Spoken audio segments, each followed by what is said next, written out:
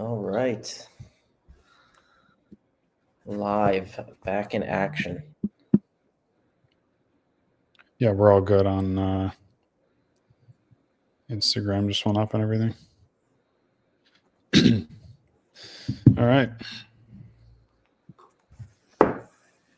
So we reminisced a lot today. We were recording some content and we wound up talking about some stuff relating to just like experiences with owners. And I don't know, we kind of got a little bit more personal with some of the stuff. Like just the thinking outside of the box. You know, we talked about some of the stories of us going out of the way to get in touch with brands or visiting them or showing up at their location in person. Just kind of going above and beyond. Yeah, I mean that's the biggest thing with wholesale, right? It's going above and beyond, standing out amongst everyone else. But you got to know when to do that, right? Like you don't want to just go knock on a brand's door, show up on somebody's doorstep, right? It's a strategic move to do that, because you've had several conversations with them and they're dragging their feet and an in-person, like we're making an in-person move to advance the relationship and to really kick them into gear. Yeah, there's a time and a place. I mean, you don't want to be. I mean, we showed up uninvited, but I think that it's based on the emotional intelligence that we talk about, as opposed to just showing up uninvited and getting a harassment charge. There's a fine line there. Yeah, well, I mean, that's you don't want to be doing that, right? Taking away, trying to close the wholesale account, you end up getting taken away in handcuffs. Yeah, that's right. That's probably the least optimal. People say, what's the worst thing? Do I get a price list and it's unprofitable? No, the worst thing is probably you get arrested trying to show up at their doorstep. Yeah, no, but I mean, it speaks to the bigger thing, which is that like we truly believe that what we are invested in and what we're looking to accomplish for the brand is the best thing for them. And sometimes, people just need a push. They just need reassurance. They just need to maybe just see the person face to face, have a face to face interaction. It goes a long way. I mean, that's really why we do it, just to move forward a relationship that is already in existence. But yeah, I mean, we were reminiscent today on like when we first started selling on Amazon and just like, being a beginner Amazon seller, like, you're bombarded with so many different business models. It's like, how do you know which one to choose? How do you know which one is right? But, I think that the standard stage of progression for a lot of Amazon sellers, it's the arbitrage, get into the arbitrage, learn the business model, then progress to wholesale and scale through wholesale, and then get into, a private label. Yeah, I think you're bombarded with everything at the beginning. You're bombarded with softwares, you're bombarded with content and different business models and just everything. And it's almost information overload sometimes. And I think just taking action in one direction, whether it's arbitrage or wholesale, just doing something at the beginning and sticking with it is the most important thing. Yeah. Like the amount of people that fail at Amazon, I think is very small and compared to the percentage of people that give up, in terms of like the amount of people that truly are like, totally fail and bomb out versus the people that just give up too early. Like if you exhaust all options and you really are like, this is not for me, then, it's not for you. But I think giving up after a month or 2 months is where most people fall into. Yeah. Well, a lot of people, like you said, it's disproportional. Like if you thoroughly put in the work day in and day out and you're, aligned, you're moving in the right direction, like your ladder's on the right wall, so to speak, it's like impossible to not succeed if you just continue to do the same thing over and over again in the right direction. The Amazon sellers that don't succeed are the ones that are, just completely, they try it, dabble, and then they leave. So that's I think really the biggest thing. Yeah, no business model works if you don't. So singular focused is like, yeah, focus on yeah. one thing as a beginner. Yeah, and if you guys have any questions here as we're going along, feel free to drop them in. We'll make sure we get to everything. First question from Gianni. First question of the day, so maybe more to come. What separates me from the average Amazon seller to a distributor or a brand? Kind of going off of what we talked about, Yeah. Well, that's going to be all in what you pitch and how you present yourself to the distributor or brand. So things that are going to separate you from a lot of other Amazon sellers is doing doing things differently than everybody else. Everybody else is asking for things. Everybody else is throwing money at these brands. Might work for a distributor because they're more focused on volume, and buying quantity. But for a brand particularly, not all brands are money motivated. Many are, but not, everybody's got to make money. But a lot of brands are, they have that vested interest in the brand. So really just doing things differently than everybody else is doing, sounding different, sounding legitimate, sounding professional, sounding like you care and have empathy, all those different things are really what's going to make you stand out to the brand or the distributor. And I mean, to simply put, just one major thing you can do is just make a phone call, right? Because most people are emailing. Yeah, I had said earlier today to you actually that, just the responsibility of someone who's selling now is to repair the bridge that the last 3 Amazon sellers burned down, right? They say like, don't burn your bridges. And it's not really you as a seller reaching out to them. It's the idea of you, right? That they don't like.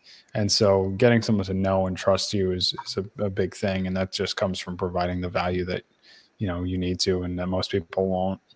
So I think that's huge. Oh yeah, no doubt. They're just associating past trauma, and you happen to be associated with the same. You got the We same made that bad. parallel today with relationships, and like it's almost weirdly similar in terms of, I mean, you were the one that brought it up about just like there's a lot of similarities there. Yeah, it is. You're you're getting into a relationship, or you maybe you trying to get into a relationship with a girl, and it's you got to deal with association. Sometimes you're guilty by association. It's all emotional intelligence at the end of the day. That's why there's so many parallels with these different types of things. You're dealing with people, right? Like that's the thing with brand direct wholesale, and wholesale in general. It's a relationship business. You're dealing with people. You have to be empathetic. You have to understand their concerns. You have to listen to them. You have to ask them questions to uncover their pain points. You have to provide them with value, right? So it's all different things that it's a relationship game, so there's many parallels with that. Yeah, and we're just following up on that one. A plus content, and overall good listing. Should I only look to, close the account? I assume what you're meaning there is saying that, if it lacks those things, is it a go? Like if it has those things and then the listings are optimized, et cetera, should you pass on it? Should you, try and reach out, et cetera? Like what would you do in that scenario? I assume that's what the question's asking. Brad, you want to speak on that? Yeah, that's what it sounds like, so we'll look at an Amazon listing, and if we see that the listing is optimized, meaning it has the A plus content, it has really solid, strong imagery with lifestyles and infographics, and it has, titles and bullets and stuff like that, then we will, we might still pursue it just on the basis of, trying to get an account. There's many times you can close that just going into it, understanding that if they already have their house in order on Amazon, there may not be a whole lot of value that you can come back at them and provide. Yeah. Yeah, exactly. We always look at it as like an ammunition, as we say. And so if you have a brand that has all these things that are already done, then you don't have as much ammunition to overcome the rejections they're going to give you. But I don't think there's anything wrong with reaching out to them. I mean, if it's a product that we see is selling well, has a good keepa, everything looks good on it, we'll still reach out to that brand to, I mean, the worst they could say is no. So unless they arrest you, you know. Provided there's a couple sellers on it. Of course, yeah. If it's direct, 1PL, they're selling direct to Amazon, or if there's an exclusive seller model, it's a different story. But yeah, I mean, might as well. I think the worst they could say is no. Yeah. Gianni, with another question. Keep getting sent an email. Send an email to sales, and if they're interested, they will reach out. Is that normal? I love calling. In fact, I'd rather be calling than email. Yeah. Yeah, that's normal. It's normal. Two, they're probably never going to reach out. If they do, it's probably going to be whether we don't take Amazon sellers, right? So that's the harsh reality of it. But it's just about, Brad, when you get that kind of a response, I mean, my brain immediately is like, oh, well, like that's what my internal, it's literally like, oh, well, because you're not hearing back from them, you're going to have to reach out again or get to the right person. It's just a classic example of like, you're not speaking to the person that is able to make the decision. So in this case, a sales rep or whoever it might be, may be that person to make a decision on allowing you to sell or not, but you're not actually even getting to the point of getting in touch with them. So my thing is, I don't even look at this as an opportunity because I want to get in touch with that person directly. And if I'm relying on them to call me to pass along the information from their secretary or whatever it was, that's not going to happen. So, yeah. We got a question on Instagram asking if, about a website. Do we need a website to start selling on Amazon for Amazon Wholesale? Is a website necessary? Yeah. A website's one of those things that, we didn't have for a long time. It's one of those things that it's a nice to have, but it's not a necessity. And so websites we look at as another way of overcoming objection. So if there's an account form where it has, list your website, or if the person on the phone is asking us, we want to be able to overcome that objection and also prove a little bit of legitimacy, similar to saying like, we're stocking product in our warehouse, et cetera. It's just another way of proving legitimacy, but we didn't have one for a long time. Honestly, we don't even give it out to suppliers unless they ask. So I don't think it's a necessity at all, but if you can, it's nice to have. You could hire someone to do it off of, Fiverr, pay on, Squarespace or whatever. Yeah. Yeah, no, the relationship is the biggest thing, whether it's brands, distributors, really solidifying that relationship, showing the legitimacy, is the most important thing. That being said, on the website, like if you are in an industry specific niche, like it might be to your benefit to have a website in that industry specific niche, right? Like having an add to cart feature website. I mean, there's two different websites. There's your Amazon services website and there's your add to cart industry specific niche website. So if you're in an industry specific area, it might be beneficial towards helping you close accounts. Other than that, I don't really think it's beneficial towards helping you close any more accounts than you already are. It's just proving legitimacy and overcoming some objections. Yeah. Yeah, there's a lot of things we talked about. There's a lot of things you get bombarded with that, that's kind of the theme of this live so far, is that there's just a lot of information out there, a lot of things you don't need. Realistically, you only need, $60 a month or so in expenses to start selling on Amazon very effectively. And, that would be keep a Amazon Pro subscription and essentially the revenue calculator, which is free. Yeah, a lot of people overcomplicate it, and you just, when you're first starting, those 3 softwares is literally all you need. As you scale, you'll need profitability trackers and, like a seller board or an automatic repricer to continuously stay competitive on inventory. But at the end of the day, if you don't have any inventory in your Amazon store, just starting with those 3 is really all you need to get going. Do you remember trying to manually reprice? Remember that? A long time? Yeah, like that. Thinking back to something like that now, I'm like, holy shit. Like how is that, because I mean, you gotta think about it. Even I forget what the original repricer was, but the name of it probably isn't even used anymore. But it's just like, even if someone was using that rudimentary repricer, for you to sit there and undercut by a penny, and just to have a computer undercut you by a penny immediately is like the fact that you even thought that you would get any of the sales is crazy. Like, yeah, it's crazy. I mean, even if you have like a couple SKUs in inventory, like I would say get a repricer. Like unless you have a yeah, brand exclusive where you're controlling the price and it doesn't move, that would be the only reason I see to not have a repricer. But that's probably not the case for a beginner. You're going to be competing with other Amazon sellers.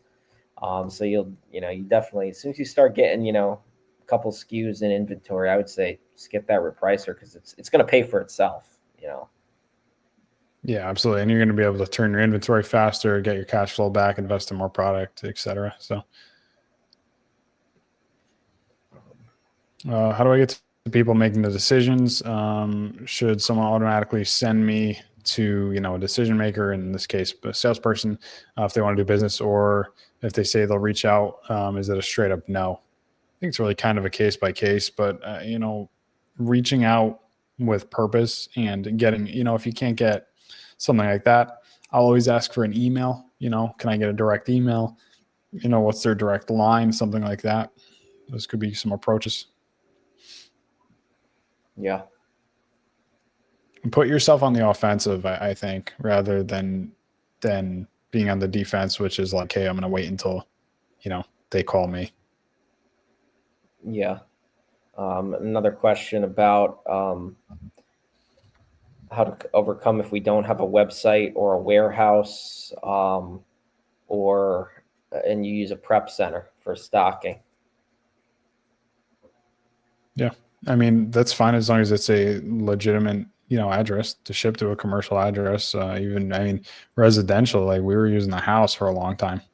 So as long as you have the ability to say we don't drop ship, I think that's all the legitimacy that you need, because that's realistically what most companies are facing. Yeah. And look, I mean, the reality is it makes me laugh, like thinking back on it sometimes with different stories. But it's like, I mean, we were working at a house for so long. And it's like some of these brands, like you're pitching them like you're in a CEO suite and Yeah. you're Yeah. sitting in your bedroom. You're Yeah. you're looking you're looking, you're going, let me check the warehouse, and you look out your window to see if the truck pulled up, and it's like, Yeah. there's a certain element of it, I think, at least in the beginning, right? As you're scaling is just a fake it till you make it element. And I don't think there's anything wrong with that. I think, it's just that, again, that grind mentality, that not willing to take no for an answer mentality. Like, if people, like, the less successful Amazon sellers are the ones that make up excuses and find out reasons why, or make reasons why they can't secure an account. And maybe it's because of a website or warehouse, this and that and the other.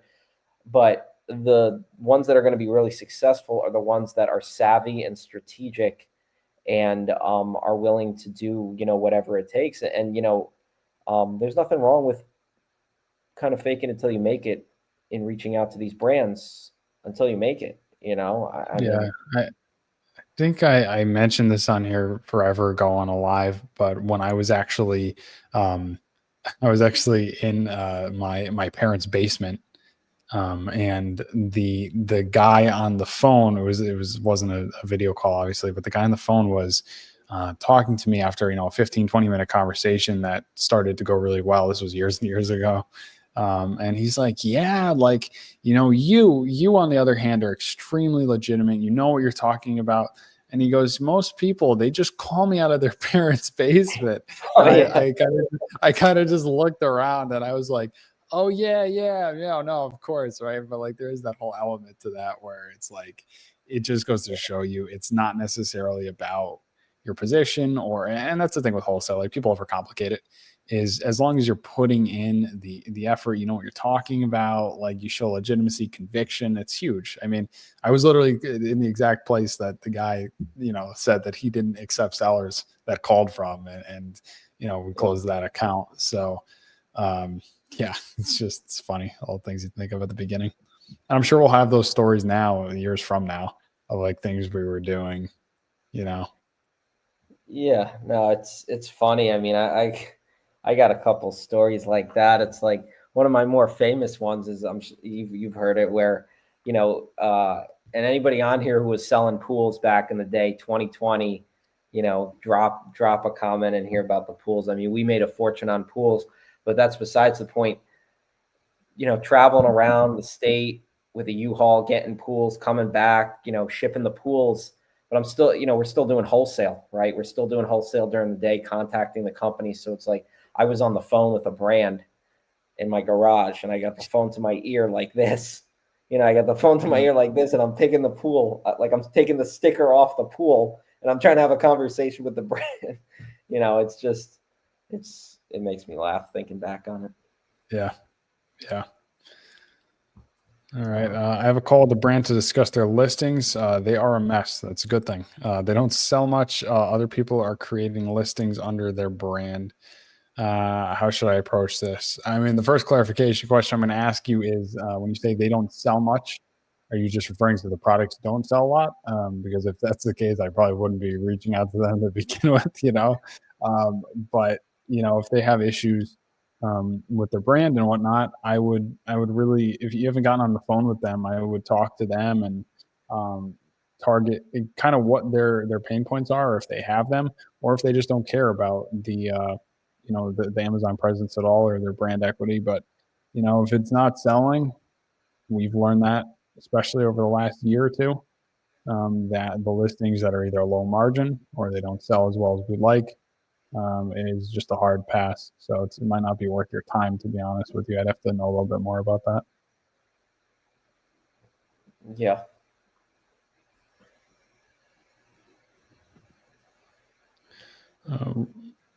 What are some questions brands or distributors might ask when receiving a call? Should I say I'm a retail company? What do you think? You can say, I would say you're an e-commerce company. I mean, you're not a retail company. You don't have a retail store, at least that I know of. So I think saying you're a retail company or retail store, I think it goes down a little bit of a misleading road. I think you should just come out and say you're an e-commerce company and you do sell on Amazon. And then you immediately ask them, can you tell me a little bit more about how you're selling or, how you're dealing in the e-commerce space and things like that, right? A lot of guys will talk about, partnering with brick and mortar stores and or even getting a brick and mortar store, right? If you have enough capital for it. And look, I mean, this is just my opinion. I think for most sellers, I think that's an inefficient use of time. I know people do it, like we personally know people who do it, but like I personally, for the vast majority of Amazon sellers doing this model, I don't think it's worth their time to be partnering with brick and mortar stores. I think it's a better use of your time to retarget your sourcing and work with brands who are either receptive or mildly opposed to working with e-commerce and Amazon sellers. Mm-hmm. So the direct answer is no, retail store, you're an e-commerce company. Yeah, mildly opposed is actually better than receptive. Like there's more wiggle room there. But yeah, I mean, we fell into, I don't want to call it really a trap. I think it's maybe I will call it that. That's kind of what other people do in the beginning, right? Is when you're not really sure and you think that hey, like we know they want to hear that we're a retail store. But at the same time, we're not really sure how to approach not being a retail store. And so we kind of lie, and then we try to kind of disregard the fact that we said that after we already have a conversation with them, and we're kind of got our foot in the door. That's a very tempting thing to do. And I think over time, we have positioned ourselves to be very confident and convicting of what we're saying about being experts in the e-commerce space rather than doing that, because starting your relationship off with a brand on a lie is probably not the best move forward if you want a long-term relationship. So it's proven much more profitable, just closing higher caliber brands, doubling down on what we know, and it's like a kind of like a paradigm shift. It's like make the brand feel like they're missing out on something, and like so many brands are opposed to hearing Amazon, or so many brands are opposed to Amazon and e-commerce, and it's because they hear the same thing over and over again, and then their responses they hear, like, they're just misleading responses, or they're just throwing money at these brands. A lot of Amazon sellers, $10,000, $20,000, right? But the reality is, grabbing what works, which is that you're, an expert in the space, and you're a strategic partner. That's a serious value add for a brand that doesn't know what they're doing on Amazon. I was laughing before because of this note here John put in. I saw you laughing. Yeah, no, I mean we've done it before. We've broken math. I mean, you got to gauge. So John, the textbook answer I'm going to give you is never, break map ever, and also just keep your relationship with the company good. The wink wink answer that I'm going to give you is you got to really do what's best for your cash flow, right? So is it a sustainable thing to continue selling a product below map? Probably not, because you're probably going to get in trouble with the company. But if you have to do what you got to do to get rid of inventory, you really got to look at the financial health of your business and gauge it based on that. If there's a map issue or if there's a buy box rotation issue, I'd bring that up to the brand themselves to kind of talk about it. But you're laughing a little too hard at that one. It's all right, Avery, nice to have you, man. Thanks for joining. Should I start OA before trying to dive into wholesale?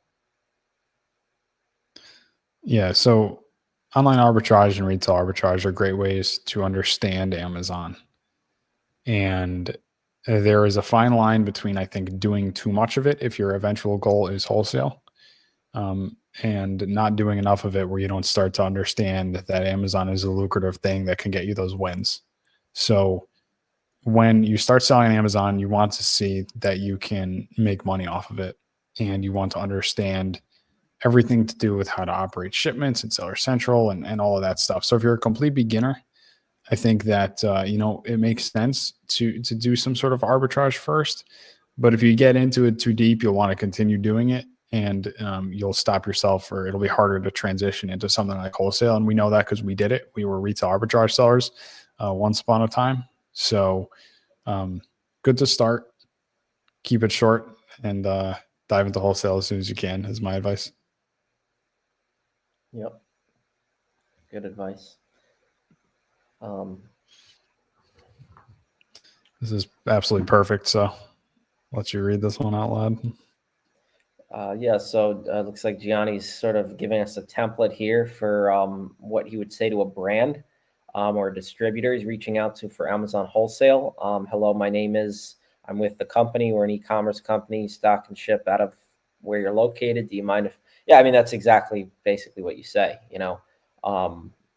But before you jump in the gun just a little bit, because you're not going to say, do you mind if I ask how you're handling the e-commerce space before you told them what you want? You want to open a wholesale account, right? And then you sort of unpack some of that as the conversation moves along. So I always say, don't oversell if you don't have to. If you can get that price list without resistance, get the price list. There's no need to pitch anything until you have to. Yep. And then Nathan joining us here. What's up, man? How's it going? What's up, Nathan? Yeah. And, if you guys are going on Twitter, appreciate it. Twitter's, I don't know, I think it's become like my favorite platform, honestly. YouTube is definitely there, but I just like the interaction on Twitter with it's like you're able to shoot the shit with everybody, and it's just, I don't know. It's kind of it's a cool space. It's definitely a different vibe than any other social media, which I'm not a big fan of. Usually Twitter is very it's almost like positive, which is really cool to see. Yeah. Found you guys from Twitter. Yeah. Nice. Yeah, that's cool. Do you think me saying I can sell X amount of your brand on Amazon? No. I don't think so. I don't think that's a good idea. It's setting possibly unrealistic expectations. It's also, again, focused on that transaction and like this is the type of stuff that everybody's saying. Mhm. I would say I would ask them a question in replace of that. I would if you're going along the sales volume, I would ask them a question like, can you tell me a little bit more about your distribution on Amazon or on the platform? Yeah. So. And Avery, if you're just joining us here, we have a free course on YouTube, 2 hours, goes into all the details of how to start and scale a successful Amazon wholesale business. So I'll go ahead and link that down here. Yeah, let's jump into this though too, because this is a great follow up. About when I spoke about OA, right? It says the main reason I asked is about starting OA is because my starting capital and I have $5,000. So the reason I mentioned about arbitrage has nothing to do necessarily with capital. Like, yes, you need a decent amount, right? But it's not relating to that. It's relating to learning Amazon. Wholesale is difficult, and learning wholesale is difficult. So learning one thing at a time, I think, is a lot more beneficial. Going and scanning a product in a store is easier, lower barrier to entry. Brett also linked that video down below if you guys want to take a look at that. But lower barrier to entry, right? And then looking at something like wholesale, capital a lot of the times is something that people think is going to be an issue at the beginning. And our recommended amount to start with is between $3,000 to $5,000. And that's, people get surprised by that because like, oh, what if a supplier's MOQ is higher, et cetera, right? Minimum order quantity. The reality of it is your skill set is going to be the thing that holds you back in the beginning. And as you grow, capital is going to be the thing that holds you back. So the more you can put the reps in at the beginning, the better off you're going to be in investing in smart products. And I think $5,000 is right on the money with exactly how much we would recommend to start wholesale. Yeah.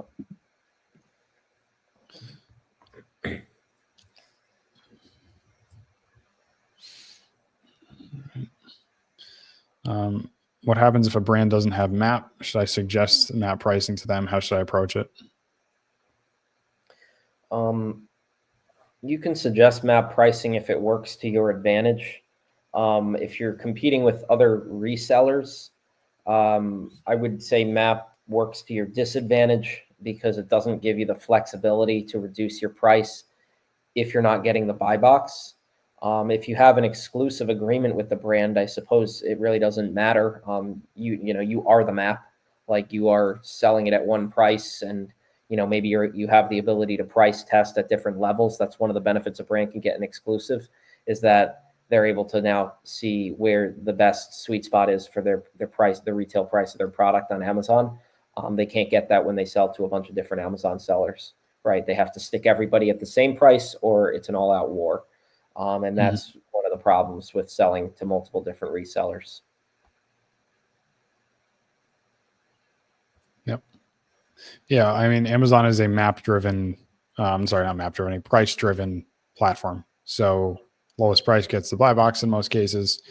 And so there's naturally a race to the bottom. But that being said, if, like Brad mentioned, if MAP's implemented, it could get one seller stuck in the buy box. So I think rather than MAP, I think distribution control is really where your focus needs to be if you're looking to help and grow a brand. Yeah. Yeah, and if anybody's watching, and because a lot of times we'll explain how the buy box works to brands. So like if you're watching and you're not exactly sure like what the buy box is or how it works, essentially what the buy box is just that add to cart, buy it now button, and then beneath that it'll say ships from whoever the seller is that's in the buy box, and then sold by Amazon. Or rather vice versa, ships from Amazon, sold by the seller who's in the buy box. So beneath that, you'll have the other offers with all the other sellers. So basically, anybody who's not in that buy box position is most likely not selling much inventory at all. A customer has to actively click on the other offers and buy from that offer that's not in the buy box, which most customers on Amazon don't do. 95% of customers just click buy it now. So if I'm priced at $19.99 in the buy box, and somebody else comes in and prices at $19.90, well, chances are they're now going to be winning the buy box, and now I'm no longer going to be selling products, so my automatic repricer will reduce down to go match or go below them. So that's what the buy box is and how it works.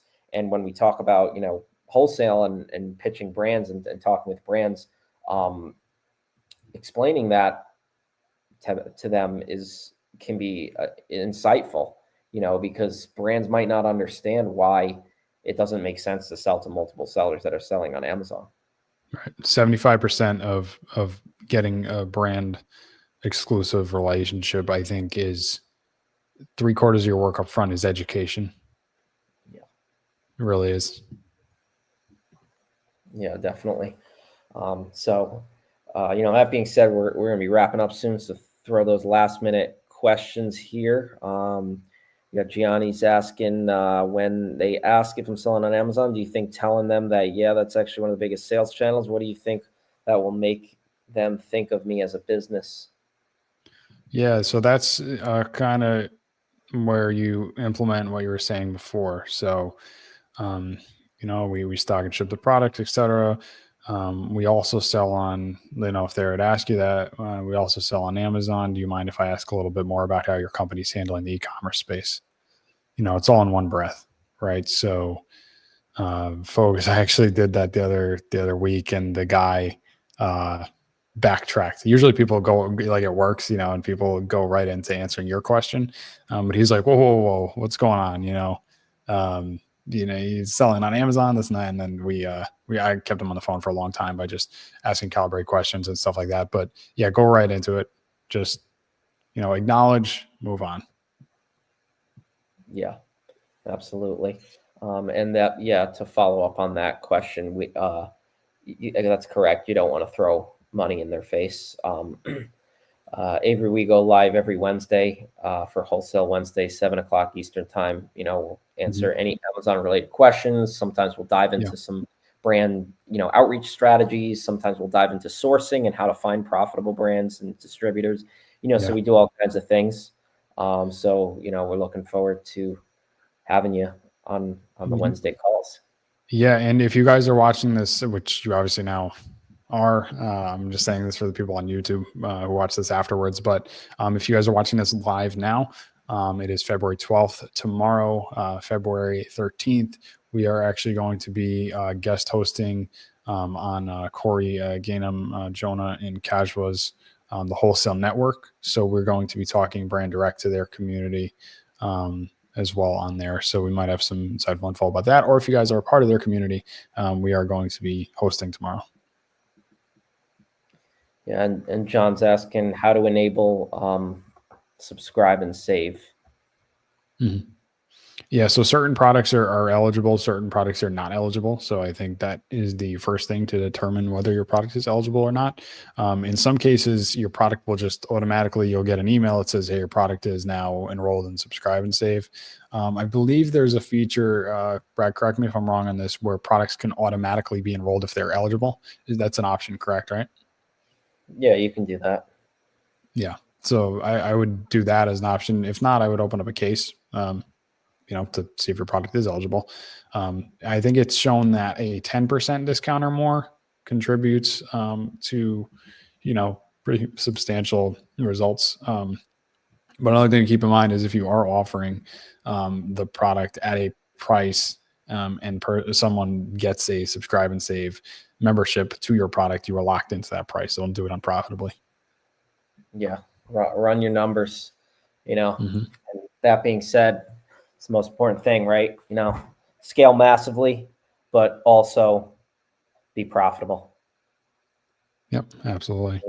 Any And if you guys have not checked out the YouTube, I was just gonna say, if you guys haven't checked out the YouTube video that's dropped yet last week, we've gotten a lot of good feedback on it, and it's full, of course, everything you need to know to go from a beginner to an expert with Amazon Brand Direct Wholesale.